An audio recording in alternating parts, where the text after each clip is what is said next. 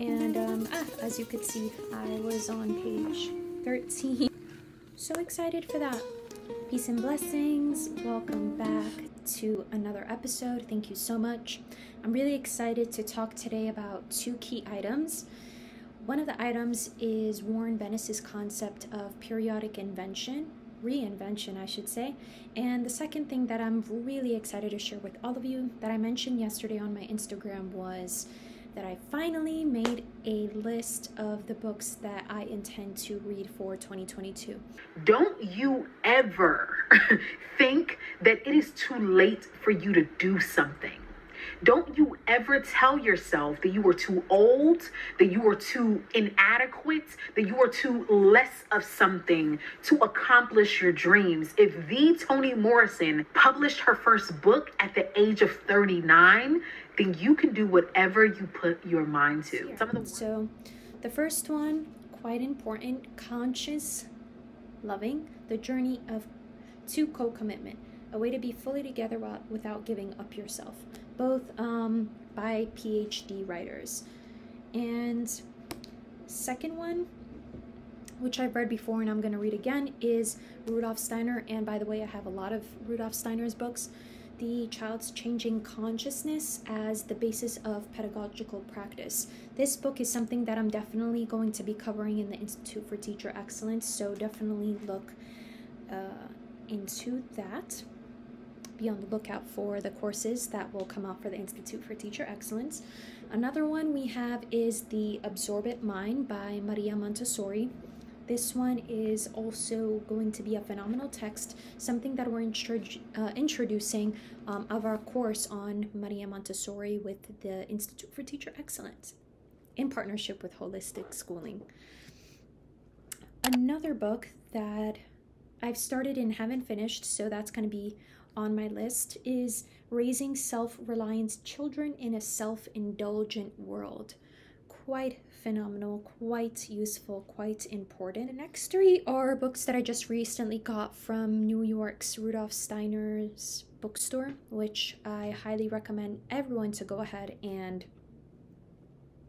check it out, is Education as a Force for Social Change. For those of you who know me, you know that I'm a big Steiner fan. Another Steiner book is Education for Adolescents. Another of Steiner's books, Education and Modern Spiritual Life.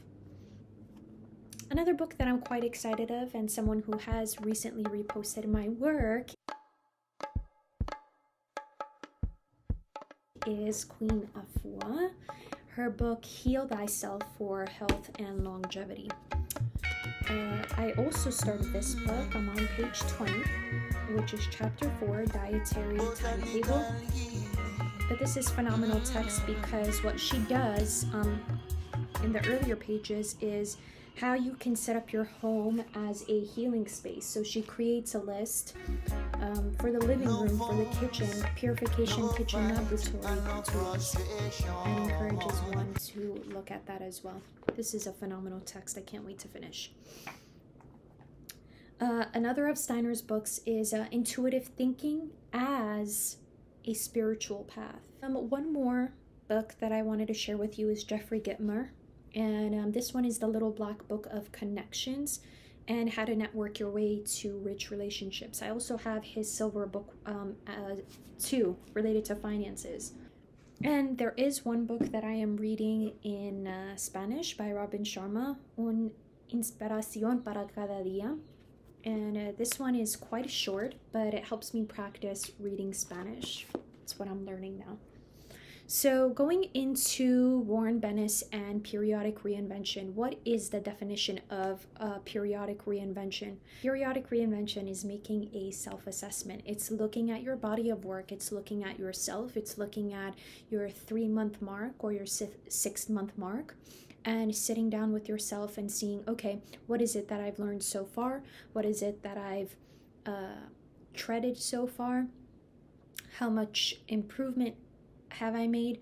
And considering, okay, where do I have to reinvent? Where do I have to bring something new? Where do I have to introduce myself to something that I haven't done before? One of the things that I really like in his book that is quite out of this world. And when I read it, I almost couldn't believe it for a second. He said that stop being a product of your context, of your particular place and time. So instead of dealing with or considering, okay, how is it that I'm making this influence, or what is my current situation, what is the situation of the current environment, to thinking more on a bird's eye view, universal scale. He says you have to decide to live in the world, but outside existing conceptions of it. Leaders don't merely do well by the terms of their culture, they create new contexts, they create new things, and they create new ways of doing and being. Absolutely love that.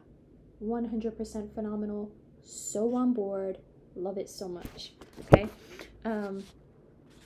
In one of my courses with the Academy of Excellence, what I do is I teach a class on success. And one of the books that I use for that is the 50 Success Classics. This book in its entirety is almost like an anthology of 50 different bodies of work that talk about success.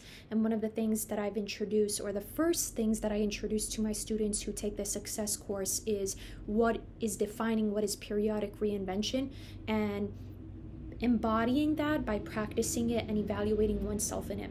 So it's almost like a little self-project, and I think that that's one of the most important things for personal development, is to take the time to study yourself and learn about yourself.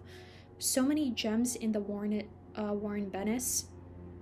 One of my goals, hopefully, is to take some of these Academy of Excellence courses and translate them to and for adults. So definitely comment, let me know what you think. Are any of these books interesting to you? Are there any books that you would like to know what I'm studying in?